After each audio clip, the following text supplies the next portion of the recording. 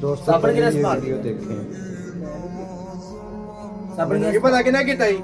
दिमाग तेरा ठीक है करो मैं उधर भी लास्ट दफा मैं जब 3-4 दिन पहले आया मैं मैं उधर भी आख्या सी कि कोई बंदा साबुन इस्तेमाल करता है मैं कसम देना कि मैं ये आख्या कि यार मैं अपने कोलों 5 रुपए देना तुम साबन ले आओ जेड़ा बंदा भी इस्तेमाल करता ठीक है ਹੁਣ ਤੈਨੂੰ ਪਤਾ ਨਹੀਂ ਉਂਝ ਕੋਈ ਤੈਨੂੰ ਕੋਈ ਬੰਦਾ ਨੂੰ ਸ਼ਿਕਾਇਤ ਰਾਏ ਸਾਡੇ ਬਾਰੇ ਉਦੋਂ ਤੂੰ ਚੁੱਕ ਸਾਨੂੰ ਫੋਨ ਕਰਨੇ ਕੰਮ ਦੇ ਉੱਤੇ मैं तेरे अगे के रूम च वड़ना पे मैं करा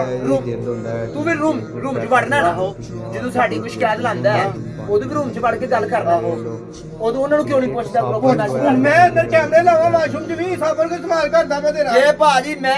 मेरे को कसम ले